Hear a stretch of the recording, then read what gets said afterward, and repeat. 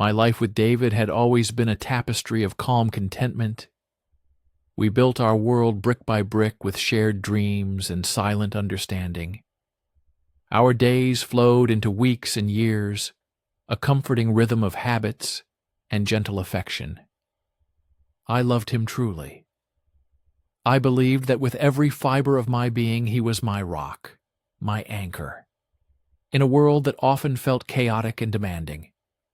Our evenings were filled with quiet conversation, laughter over silly things, and the warmth of his presence beside me. I pictured our future together growing old in a small house by the sea, our hands still intertwined, our hearts still connected. It was a beautiful vision, a future I cherished above all else. Then work introduced me to someone new. His name was Leo. Leo was different, vibrant, spontaneous, and his energy was almost intoxicating. He saw things in me that David perhaps overlooked or had simply grown accustomed to. He noticed my new haircut. He complimented my ideas in meetings. He made me laugh with a lightheartedness I had not felt in a long time. It was innocent at first, just professional camaraderie, a pleasant diversion from the everyday. But a seed had been planted, a tiny, unsettling seed of curiosity and longing. I found myself anticipating our interactions more than I should have. I started dressing a little differently for work, hoping to catch his eye. This was a dangerous game, I knew it deep down, but the thrill of it was too potent to resist. The first time we had coffee outside of work, it was presented as a casual business discussion. It quickly morphed into something more personal, intimate. We talked for hours about our lives, our passions, our hidden fears. He listened to me with an intensity that made me feel utterly seen, utterly understood. David was a good listener too, but Leo's attention felt different, sharper, more focused on me alone. I felt a flutter in my chest, a sensation I had not experienced since the early days with David. It was exhilarating and terrifying all at once. I went home that evening, feeling a strange mix of euphoria and guilt. David was waiting for me with dinner, already prepared, his usual thoughtful gesture. I hugged him, perhaps a little too tightly, a desperate attempt to reassure myself that everything was still right in my world. But a part of me already knew it was not. The line blurred so subtly, so slowly, that I barely noticed it until I had already crossed it. Late-night texts became a regular occurrence. Discreet lunches turned into long, lingering dinners. We shared secrets. We shared dreams. We shared a closeness that felt undeniably like intimacy, even without physical touch. My conscience pricked me constantly, a dull, insistent ache beneath the surface of my manufactured happiness. I would look at David sleeping peacefully beside me and feel a wave of shame so profound it would almost suffocate me. Yet the allure of Leo, the promise of something new, something exciting, pulled me back in every single time. I told myself it was harmless, that I was just enjoying the attention, a momentary lapse in judgment. But I was lying to myself, and I knew it. The night it happened is etched into my memory with painful clarity. We had stayed late at the office working on a project everyone else had left. The building was quiet save for the hum of computers and the soft murmur of our voices. There was a moment, a silence, charged with unspoken desires. He looked at me, I looked at him, and the dam broke. It was a kiss that tasted of forbidden fruit, of longing and release. My heart pounded a frantic drum against my ribs. In that instant, all my carefully constructed walls crumbled. Guilt and exhilaration warred within me, a brutal battle of emotions. I knew I was betraying everything I held dear, everything I had built with David. but the pull was too strong, the moment too consuming. It was a choice made in a haze of confusion and raw emotion, a choice I would forever regret. The days that followed were a living nightmare of deception. I became an actress in my own life, constantly performing a role of happy girlfriend wife to David. Every smile I gave him, every word of affection felt like a lie, like a betrayal of his trust. The guilt was a heavy cloak suffocating me. I felt dirty, dishonest, profoundly ashamed, yet I could not bring myself to confess.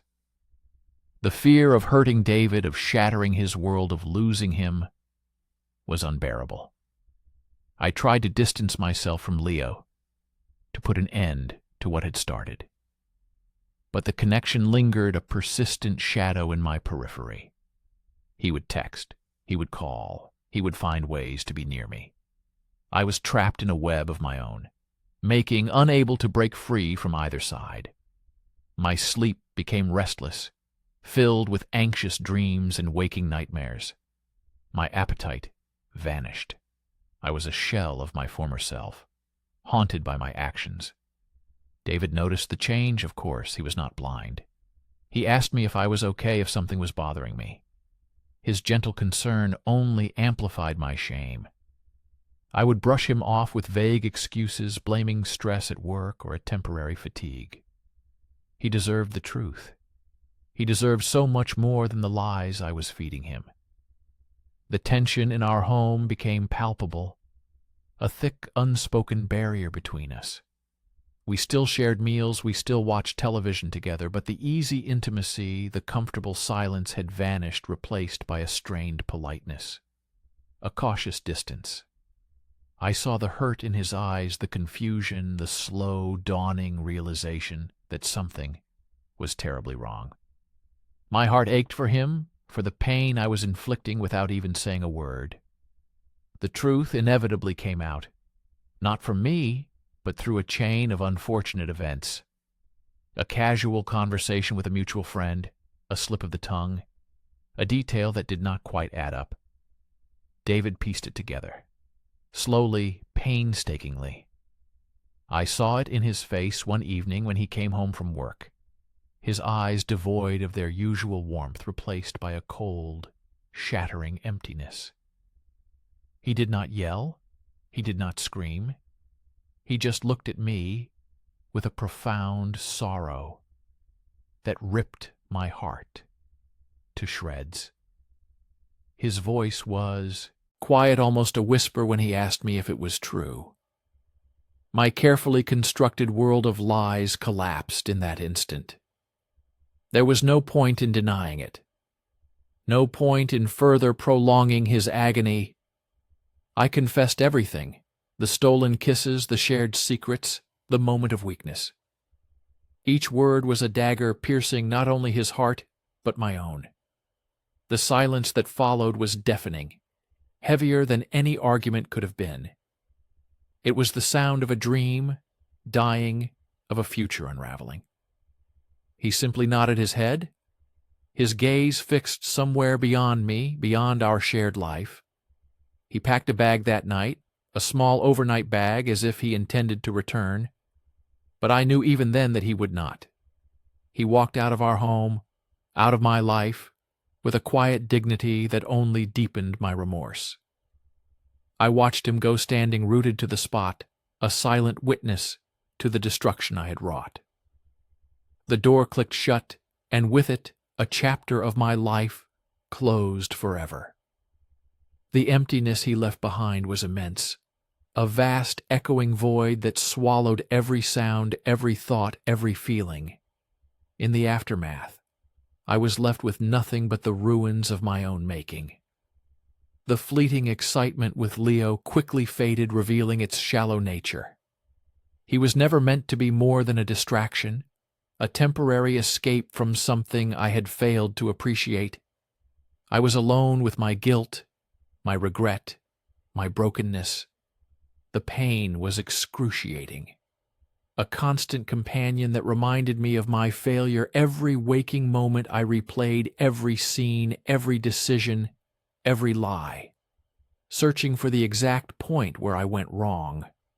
I tried to understand what drove me, what compelled me to betray the person I loved the most. Was it a need for validation, a desire for novelty, a fear of routine? I still do not have all the answers. Healing has been a slow, arduous process. I lost David. I lost our shared future. I lost a part of myself that night. Building trust again, first with myself, then perhaps someday with another person, feels like an insurmountable task. I carry the weight of my actions every single day. The lesson I learned was a bitter one, bought at the cost of immense pain and irreparable damage. True love. True connection is not about fleeting sparks or constant excitement. It is about commitment, respect, honesty, and cherishing the person who stands by you through thick and thin. I failed David in the most fundamental way.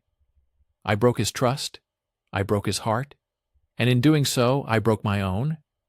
I hope one day to forgive myself, but that day feels very far away. My story is a cautionary tale, a reminder of how easily something precious can be shattered by a moment of weakness and a lifetime of regret. I live with the consequences every day, a constant echo of a love I destroyed.